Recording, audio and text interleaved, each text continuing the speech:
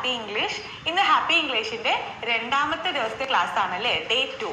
So day 2ലേക്ക് കടക്കുമ്പോൾ വളരെ സന്തോഷമുള്ള ഒരു വാർത്ത നിങ്ങളുമായി പങ്കുവയ്ക്കുകയാണ്.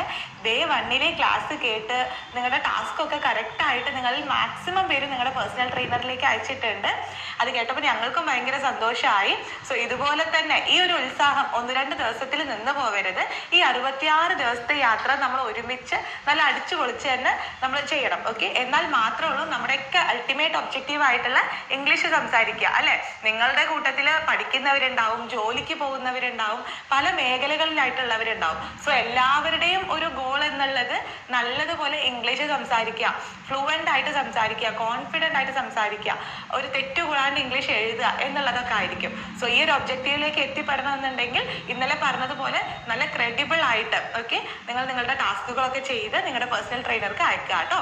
സോ നമുക്ക് ക്ലാസ്സിലേക്ക് കടന്നാലോ? നിങ്ങൾ എല്ലാവരും ഈ ബോർഡിലേക്ക് ഒന്ന് ശ്രദ്ധിച്ചേ. ഇതിന് ഞാൻ കുറേ വേർഡ്സ് എഴുതിയിട്ടുണ്ട്. ഇതിലെ വേർഡ്സുമായിട്ട് നിങ്ങൾക്ക് വല്ല പരിചയമുണ്ടോ? ഉണ്ടാവും അല്ലേ? അലാം, മൊബൈൽ, ബെഡ്റൂം, ഇങ്ങനെ കുറേ വേർഡ്സ് ഞാൻ ഈ ബോർഡിൽ എഴുതിയിട്ടുണ്ട്. ഇതൊക്കെ നമ്മുടെ നിത്യജീവിതത്തിൽ നമ്മൾ ഉപയോഗിക്കുന്ന വേർഡ്സ് ആണ് അല്ലെ. ഈ വേർഡ്സിന്റെ ഒന്നും ചില വേർഡ്സിന്റെ മലയാളം ചോദിച്ചാൽ ചിലപ്പോൾ നമുക്ക് മലയാളം അറിയില്ല അല്ലെ. അപ്പൊ ഇത്രയും ഇംഗ്ലീഷ് വേർഡ്സ് നമ്മൾ നമ്മുടെ ലൈഫിൽ ഉപയോഗിക്കുന്നുണ്ട്. ഇത്ര മാത്രമാണോ? അല്ല, അതിൽ നിന്ന് ഒരു ഭാഗം മാത്രമാണ് ഞാൻ ഇവിടെ എഴുതിയിട്ടുള്ളത്. സോ നമ്മൾ ഡെയിലി യൂസ് ചെയ്യുന്നതിൽ ഒരുപാട് വേർഡ്സിന്റെ മലയാളം നമുക്ക് അറിയില്ല, നമ്മൾ ഇംഗ്ലീഷ് മാത്രമാണ് ഉപയോഗിക്കുന്നത്. സോ ഇതിൽ നിന്ന് നിങ്ങൾക്ക് എന്ത് മനസ്സിലാക്കാം? ഇംഗ്ലീഷിലെ വൊക്കാബുലറി വേർഡ്സ് എന്നുള്ളത് നിങ്ങളുടെ കയ്യിൽ തന്നെ ഉണ്ട്. പിന്നെ എവിടെയാണ് നിങ്ങൾക്ക് പ്രശ്നം വരുന്നത്? നിങ്ങൾ ഇത് സംസാരിക്കാത്തതുകൊണ്ടുള്ള പ്രശ്നമാണ്. നിങ്ങളിത് പ്രാക്ടീസ് ചെയ്യുന്നില്ല. ഈ വേർഡ്സ് ഒക്കെ ഒന്ന് ലിങ്ക് ചെയ്ത് സംസാരിച്ചാൽ തീരാവുന്ന പ്രശ്നമേ ഉള്ളൂ. സോ ആ ഒരു പ്രശ്നം തീർക്കാൻ വേണ്ടിയിട്ടാണ് ഹാപ്പി ഇംഗ്ലീഷിന്റെ ഈ ഒരു ക്ലാസ്. ഓക്കെ, ഈ ഒരു ക്ലാസ് തീരുമ്പോഴേക്കും എന്നെ കൊണ്ട് സംസാരിക്കാം, എനിക്ക് കഴിയും എന്നുള്ള ആ ഒരു ധൈര്യം നിങ്ങൾക്ക് കിട്ടിയിരിക്കും. സോ ക്ലാസ്സിലേക്ക് കടക്കുന്നതിന് മുൻപ് ഒരു കാര്യം കൂടെ ഓർമ്മപ്പെടുത്തട്ടെ. മാക്സിമം നിങ്ങൾ എല്ലാവരും ഹെഡ്ഫോൺസ് ഒക്കെ ഉപയോഗിച്ച് ക്ലാസ്സുകൾ കേൾക്കുക കേട്ടോ. ഒരു ക്ലീൻ ആയിട്ടുള്ള, അതുപോലെ നല്ല ഫ്രീ ആയിട്ടുള്ള ഒരു എൻവറോൺമെന്റിൽ ഇരുന്നിട്ട് വേണം നിങ്ങൾ ക്ലാസ്സുകൾ കേൾക്കാൻ. നമ്മുടെ ഇവിടെ ഗ്രാമറിന്റെ കടിച്ചാൽ പൊട്ടുന്ന ഗ്രാമറുകളൊന്നും ഉപയോഗിക്കാതെ വളരെ ലളിതമായിട്ടാണ് നമ്മുടെ ക്ലാസ് മുന്നോട്ട് കൊണ്ടുപോകുന്നത്. സോ ഇവിടെ ഞാൻ ഒരു 5 വേർഡ്സ് എഴുതിയിട്ടുണ്ട്. ഇത് നിങ്ങൾ എല്ലാവരും ഒന്ന് ശ്രദ്ധിച്ച് നോക്കിയേ. നമുക്ക് എല്ലാവർക്കും പരിചയമുള്ള വേർഡ്സ് തന്നെയാണിത് അല്ലേ. Play, played. പ്ലേ കളിക്കുക, പ്ലേഡ് കളിച്ചു. Come, came. Come, came. Come എന്താ? വരിക. കെയിം വന്നു. ഗോ, ഗോ എന്താണ്? പോകുക. വെന്റ് പോയി. ഗിവ് കൊടുക്കുക. ഓക്കെ, ഗേവ് കൊടുത്തു. ഈറ്റ് കഴിക്കുക. ഏറ്റ് കഴിച്ചു. ഓക്കെ, ഒന്നുകൂടെ പറഞ്ഞു തരാം. പ്ലേ കളിക്കുക, പ്ലേഡ് കളിച്ചു. കം വരുക, കെയിം വന്നു. ഗോ പോകുക, വെന്റ് പോയി. ഗിവ് കൊടുക്കുക, ഗേവ് കൊടുത്തു. ഈറ്റ് കഴിക്കുക, ഏറ്റ് കഴിച്ചു. സോ ഈ 5 വേർഡ്സും അതിൻ്റെ കഴിഞ്ഞു പോയ കാലത്ത് നമ്മൾ ഉപയോഗിക്കുന്ന പദങ്ങളും നിങ്ങളൊരു 4 to 5 ടൈംസ് ഇത് നന്നായിട്ട് വായിക്കുക. ഒരുപക്ഷെ നിങ്ങൾക്ക് നല്ല അറിയുന്ന വേർഡ്സ് ആയിരിക്കും, എന്നാൽ പോലും ഒരു 4 to 5 ടൈംസ് ഈ 2 വേർഡ്സും നിങ്ങളൊന്ന് വായിച്ചു നോക്കുക കേട്ടോ. സോ നിങ്ങളെല്ലാവരും ഞാൻ പറഞ്ഞതുപോലെ തന്നെ ആ 5 വേർഡ്സും ഒന്നിലധികം പ്രാവശ്യം വായിച്ചിട്ടുണ്ടാവും. സോ ഇപ്പം നമ്മൾ ഡിസ്കസ് ചെയ്യാൻ പോകുന്നത് ഈ ഒരു വേർഡിനെയാണ്, പ്ലേ, പ്ലേഡ്. ഓക്കെ, പ്ലേ എന്ന് പറഞ്ഞാൽ നമുക്ക് നല്ല പരിചയമുള്ള ഒരു വേർഡാണ് അല്ലേ, കളിക്കുക. Play, played. പ്ലേഡ് എന്താണ്? കളിച്ചു. നമ്മളെപ്പോഴും he play football, he place football, they play football, ഇങ്ങനെ കുറേ കാര്യങ്ങൾ പറയും. ഇപ്പൊ നമ്മൾ ശ്രദ്ധിക്കുന്നത് ഈ പ്ലേഡ് എന്നുള്ള വേർഡിലാണ് കേട്ടോ. പ്ലേഡ് കളിച്ചു, പ്ലേഡ് കളിച്ചു. സോ ഈ പ്ലേഡ് എന്നുള്ള വേർഡ് നമ്മൾ എങ്ങനെയാണ് ഒരു സെന്റൻസിൽ ഉപയോഗിക്കുക? ഇപ്പൊ ഞാൻ ഇവിടെ ഒരു 2-3 സെന്റൻസസ് എഴുതിയിട്ടുണ്ട്. നമുക്കിതൊന്ന് നോക്കിയാലോ. ഹി പ്ലേ, അവൻ കളിച്ചു. കറക്റ്റ് ആണോ? ഹി പ്ലേ, അവൻ കളിച്ചു. അല്ല, ഇത് തെറ്റാണ്. ഹി പ്ലേ ഫുട്ബോൾ, അവൻ ഫുട്ബോൾ കളിച്ചു. ഇത് ശരിയാണോ? അല്ല. ഇനി വി പ്ലേ ഫുട്ബോൾ, നമ്മൾ ഫുട്ബോൾ കളിച്ചു. ഇത് ശരിയാണോ? ഇതും തെറ്റാണ്. സോ ഇതിലൊക്കെ വന്ന തെറ്റുകൾ എന്താണ്? പ്ലേ എന്നുള്ള വേർഡ് കളിക്കുക എന്നാണ്. നമ്മൾ കളിച്ചു കഴിഞ്ഞാൽ അത് പ്ലേഡ് ആയി മാറും. ഓക്കെ, ഈ വേർഡിന് നമ്മൾ ED ചേർക്കണം, അപ്പോൾ ഇത് ശരിയായി മാറും കേട്ടോ. ഹി പ്ലേഡ്, അവൻ കളിച്ചു. He played football. അവൻ ഫുട്ബോൾ കളിച്ചു. We played football. ഞങ്ങൾ ഫുട്ബോൾ കളിച്ചു. ഓക്കെ, സോ നമ്മൾ കളിക്കുക എന്നുള്ള പദം കളിച്ചു എന്നാക്കാൻ വേണ്ടിയിട്ടാണ് ഈ ഡി ഇവിടെ ചേർത്തത്. ഓക്കെ, ഹി പ്ലേഡ് അവൻ കളിച്ചു. ഹി പ്ലേഡ് ഫുട്ബോൾ അവൻ ഫുട്ബോൾ കളിച്ചു.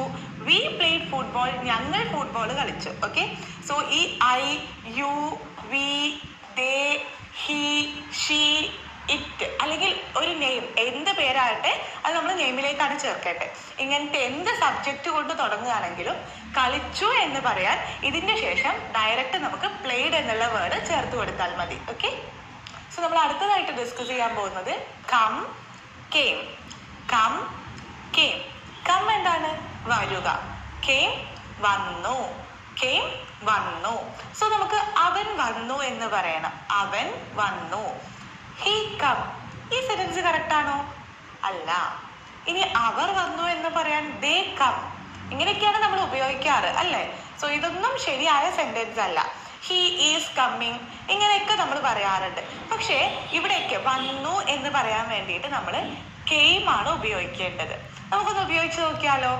അവൻ വന്നു. He came. അവർ വന്നു. They came. അവൻ വന്നു. He came. ഇപ്പൊ നമ്മൾ ഏത് സബ്ജക്റ്റ് ആണെങ്കിലും I, you, they, we, he, she, name ഇതിൽ ഏത് സബ്ജക്റ്റ് ആണെങ്കിലും വന്നു എന്ന് പറയാൻ വേണ്ടിയിട്ട് ഈ സബ്ജക്റ്റിന് ശേഷം നമ്മൾ ജസ്റ്റ് ആ കെയിം ഒന്ന് ചേർത്ത് കൊടുത്താൽ മതി. നമുക്ക് ഈ സബ്ജക്റ്റിനെ ഒന്ന് ഡീറ്റെയിൽ ആയിട്ട് നോക്കാം. ഐ എന്ന് വെച്ചാൽ ഞാൻ. സോ ഐ കെയിം എന്ന് പറഞ്ഞാൽ ഞാൻ വന്നു. യു കെയിം നീ വന്നു. ദേ കെയിം അവർ വന്നു. വി കെയിം നമ്മൾ വന്നു. ഹി കെയിം അവൻ വന്നു. ഷീ കെയിം അവൾ വന്നു. ഇനി നെയിം. നെയിം നമുക്ക് ഒരാളുടെ പേരാവാം അല്ലെങ്കിൽ ഒരു സ്ഥാനപ്പേരാവാം. ഇപ്പോ എൻ്റെ ഉപ്പ വന്നു. My father came. അങ്ങനെ നമുക്കൊരു സ്ഥാനപ്പേര് കൊടുക്കാം. അല്ലെങ്കിൽ റോഷൻ കെയിം റോഷൻ വന്നു. ഇതുപോലെ നമുക്ക് എന്ത് നെയിമാണോ കൊടുക്കേണ്ടത് അത് അതിൻ്റെ മുന്നിൽ ചേർത്ത് കൊടുത്താൽ മതി. സോ ഇങ്ങനെ നമുക്ക് കുറേ സെന്റൻസസ് ഫ്രെയിം ചെയ്യാം. അവർ ഇന്നലെ വന്നു. They came yesterday. അവർ ഇന്നലെ എൻ്റെ വീട്ടിലേക്ക് വന്നു. They came my home yesterday. ഇങ്ങനെ നമുക്ക് കുറേ സെന്റൻസസ് സ്വന്തമായിട്ട് തന്നെ ഫ്രെയിം ചെയ്ത് നോക്കാം കേട്ടോ. ഓക്കെ, സോ ഞാൻ 2 സെന്റൻസ് പറയാം. നിങ്ങൾ സ്വന്തമായിട്ട് നമുക്ക് ഒരുമിച്ച് ഒന്ന് ഫ്രെയിം ചെയ്ത് നോക്കാം. ഓക്കെ, റോഷൻ ഫ്രൈഡേ കൊല്ലത്തിലേക്ക് വന്നു. ഓക്കെ, റോഷൻ ഫ്രൈഡേ കൊല്ലത്തിലേക്ക് വന്നു. ഇതെങ്ങനെയാണ് നമ്മൾ പറയുക? Roshan came to Kollam on Friday. Roshan came to Kollam on Friday. നമ്മളൊരു ദിവസം ആയതുകൊണ്ടാണ് അതിൻ്റെ മുൻപ് ഓൺ ചേർത്തത് കേട്ടോ. Roshan came to Kollam on Friday. അവർ ഇന്നലെ വീട്ടിലേക്ക് വന്നു. They came home yesterday. They came home yesterday. അവർ ഇന്നലെ വീട്ടിലേക്ക് വന്നു. ഇതുപോലെ നിങ്ങളും സ്വന്തമായിട്ട് ഈ ഒരു കെയിം എന്നുള്ള വേർഡ് ഉപയോഗിച്ചിട്ട് സെന്റൻസസ് ഫ്രെയിം ചെയ്ത് നോക്കുക കേട്ടോ. സോ അടുത്തതായിട്ട് നമ്മൾ പഠിക്കാൻ പോകുന്ന word go went. Go went. Go എന്ന് വെച്ചാൽ എന്താ? പോവുക, പോവാറുണ്ട്. വെന്റ് എന്ന് വെച്ചാൽ പോയി, പോയിരുന്നു. സോ ഈ അർത്ഥമാണ് വെന്റിന് വരുന്നത്. So how to use this in a sentence? Okay, ഞാൻ പോയി. ഞാൻ പോയി. I go. ശരിയാണോ? അല്ല. അവൻ ലണ്ടനിലേക്ക് പോയി. ഞാൻ ലണ്ടനിലേക്ക് പോയി. I going to London. I going to London. ശരിയാണോ? ഇതിൽ എവിടെയാ തെറ്റ് വന്നിരിക്കുന്നത്? പോയി എന്ന് പറയാൻ നമ്മൾ വെന്റ് ആണ് ഉപയോഗിക്കേണ്ടത്. സോ എങ്ങനെയായിരിക്കും ഈ സെന്റൻസ്? I went. ഞാൻ പോയി. I went. ഓക്കെ, ഞാൻ പോയി. സോ ഞാൻ ലണ്ടനിലേക്ക് പോയി എന്നാണെങ്കിൽ ഐ വെന്റ് ടു ലണ്ടൻ. അവൻ കൊച്ചിയിലേക്ക് പോയി. He went to Kochi. They went to Singapore. ഇങ്ങനെ നമുക്ക് അവൻ, അവർ എന്നുള്ളതൊക്കെ അവിടെ ചേർത്തായിട്ട് വെന്റ് എന്നുള്ള വേർഡ് മാത്രം ചേർത്ത് കൊടുത്താൽ മതി കേട്ടോ. സോ ഞാൻ പോയി, ഐ വെന്റ്. നീ പോയി, യു വെന്റ്. അവർ പോയി, ദേ വെന്റ്. നമ്മൾ പോയി, വി വെന്റ്. അവൻ പോയി, ഹി വെന്റ്. അവൾ പോയി, ഷീ വെന്റ്. രാമു പോയി, രാമു വെന്റ്. എൻ്റെ കസിൻസ് പോയി, മൈ കസിൻസ് വെന്റ്. ഇങ്ങനെ നമുക്ക് സബ്ജക്റ്റിന്റെ കൂടെ ഈ ഒരു വെന്റ് എന്നുള്ള വേർഡ് മാത്രം നമുക്ക് ചേർത്ത് കൊടുത്താൽ മതിയാവും കേട്ടോ. നെക്സ്റ്റ് നമ്മൾ പഠിക്കാൻ പോകുന്നത് give gave. Give, gave. Give എന്താ? കൊടുക്കുക. ഗേവ് കൊടുത്തു. ഓക്കെ, കൊടുത്തു കഴിഞ്ഞാൽ പിന്നെ അത് ഗേവ് ആയി. നമ്മൾ നൽകി എന്നും പറയാറുണ്ട് അല്ലെ. ഇനി ഞാനൊരു പേന കൊടുത്തു. ഞാനൊരു പേന കൊടുത്തു. I give A pen. ശരിയാണോ? അല്ല. നീ ഫുഡ് കൊടുത്തു. You give food. ശരിയാണോ? അല്ല. നമ്മൾ കൊടുത്തു എന്ന് പറയാൻ കൊടുക്കുക എന്നാണ് ഗിവ്. കൊടുത്തു കഴിഞ്ഞാൽ അത് ഗേവ് ആണ് കേട്ടോ. സോ ഞാനൊരു പേന കൊടുത്തു എന്നുള്ളത് എങ്ങനെയായിരിക്കും? I gave A pen. I gave A pen. U gave food. നീ ഫുഡ് കൊടുത്തു. U gave food. അടുത്തത്, ഞാൻ റോഹിത്തിന് ഒരു പേന കൊടുത്തു. ഞാൻ റോഹിത്തിന് ഒരു പേന കൊടുത്തു. ഐ ഗേവ് ആർക്കാണ്? Rohit a pen. I gave Rohit a pen. She gave birth to a child. നമ്മളിത് എപ്പോഴും യൂസ് ചെയ്യേണ്ടി വരും. അവളൊരു കുഞ്ഞിന് ജന്മം നൽകി. ഇത് നമ്മൾ എപ്പോഴും മലയാളത്തിൽ നമ്മുടെ ഡേ ടു ഡേ ലൈഫിലൊക്കെ യൂസ് ചെയ്യില്ലേ ഇങ്ങനെയൊക്കെ. She gave birth to a child. ഇവിടെ നൽകി, അവളൊരു കുട്ടിക്ക് ജന്മം നൽകി. ഓക്കെ, ഒരു കുഞ്ഞിന് ജന്മം നൽകി. She gave birth to a child. Birth എന്ന് പറഞ്ഞാൽ ജന്മം നൽകുക. Okay, so she gave birth to a child. ഇങ്ങനെ ഐ എന്താണോ subject, I you they we, ഇങ്ങനെ എന്താണോ സബ്ജക്റ്റ്, അതിന് ശേഷം ഗേവ് എന്നുള്ള വേർഡ് ചേർത്താൽ ആ സബ്ജക്റ്റ് നൽകി എന്നാവും. പിന്നെ എന്താണോ നൽകിയത് അത് നമുക്ക് ആ ഗേവ് എന്നുള്ളതിന്റെ ശേഷം ആഡ് ചെയ്ത് കൊടുക്കാം. Okay, I gave some money to the poor. ഞാൻ പുവർ പീപ്പിളിന്, പാവപ്പെട്ടവർക്ക് കുറച്ച് പൈസ നൽകി. She gave me a dress. അവൾ എനിക്കൊരു ഡ്രസ്സ് നൽകി. We gave them a offer. We gave them an offer. ഞങ്ങൾ അവർക്കൊരു ഓഫർ കൊടുത്തു. We gave them an offer. Okay, ഇങ്ങനെ നിങ്ങൾക്ക് എന്താണോ സബ്ജക്റ്റ് അത് കഴിഞ്ഞിട്ട് ഗേവ്, GAVE, ഗേവ്. ഓക്കെ, ഗിവിന്റെ കഴിഞ്ഞ കാലം ഗേവ് എന്ന് എഴുതിയിട്ട് എന്താണോ കൊടുക്കുന്നത് അത് അവിടെ ചേർത്ത് കൊടുക്കാവുന്നതാണ് കേട്ടോ.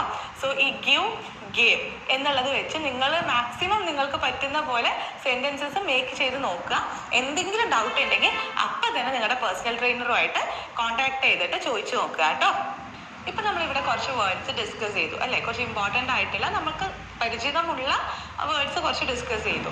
പക്ഷേ നമ്മൾ അവൻ വന്നു, കളിച്ചു ഇങ്ങനെയൊക്കെ പറയുമ്പോൾ ആ ടൈമിങ് പറയില്ലേ. മലയാളത്തിൽ സംസാരിക്കുമ്പോൾ നമ്മൾ അവൻ ഇന്നലെ വന്നു, ഞാൻ നാളെ പോകും, ഇങ്ങനെ നമ്മൾ ഇന്നലെ, നാളെ, ഇന്ന് ഇങ്ങനത്തെ വേർഡ്സ് ഒക്കെ യൂസ് ചെയ്യില്ലേ. സോ അതിന് നമ്മൾ ഇംഗ്ലീഷിൽ എങ്ങനെയാണ് യൂസ് ചെയ്യാം? Yesterday, today, tomorrow. ഇത് മിക്കവർക്കും അറിയായിരിക്കും. യെസ്റ്റർഡേ എന്ന് പറഞ്ഞാൽ ഇന്നലെ, ടുഡേ ഇന്ന്, ടുമോറോ നാളെ. ഓക്കെ, സോ ഇതെങ്ങനെ നമ്മൾ സെന്റൻസിൽ യൂസ് ചെയ്യാം? He yesterday came. അവൻ ഇന്നലെ വന്നു. ഇത് ശരിയാണോ? ഇത് ശരിയല്ല, തെറ്റാണ്.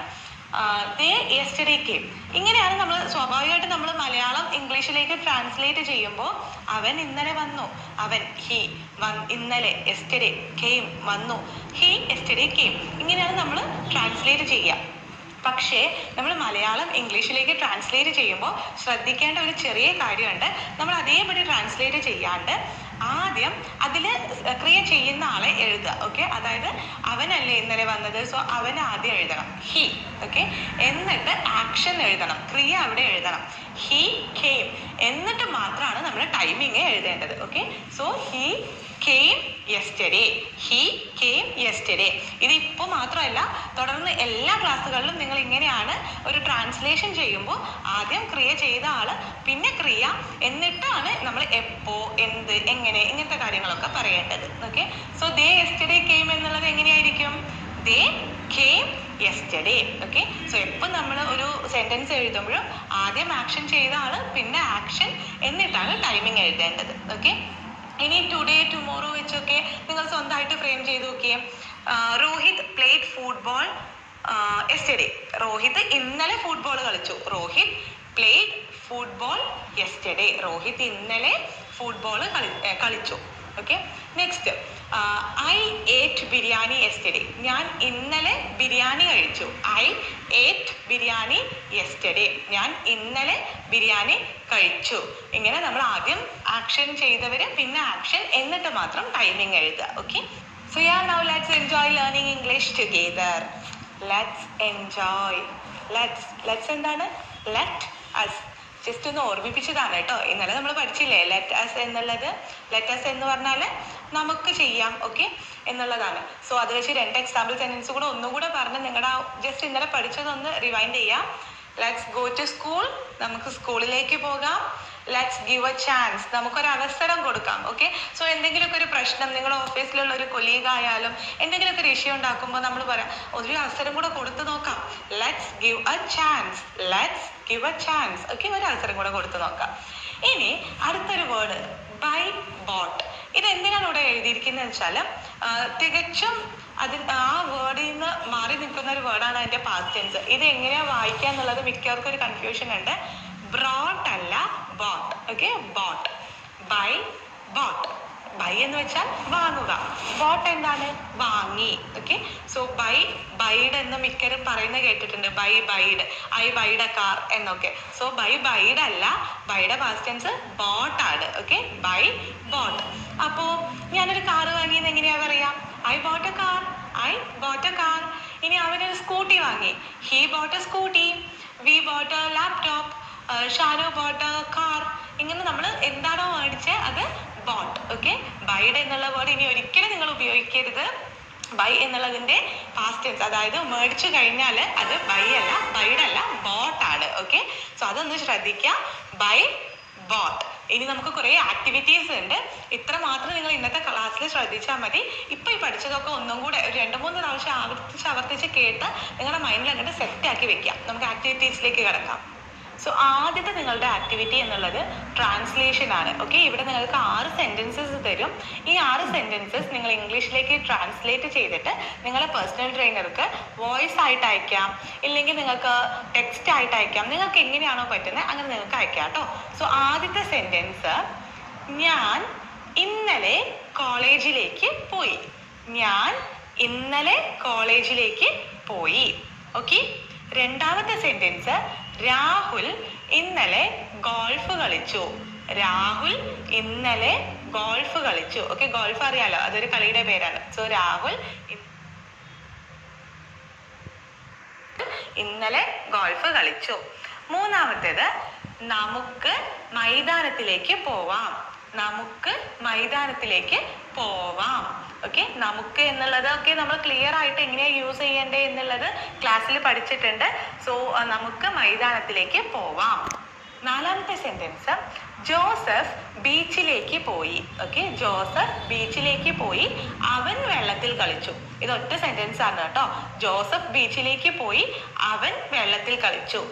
അഞ്ചാമത്തെ സെന്റൻസ്, ഷെഫീഖ് ഇന്നലെ എൻ്റെ വീട്ടിലേക്ക് വന്നു, ഞങ്ങൾ ഒളിച്ചുകളി കളിച്ചു.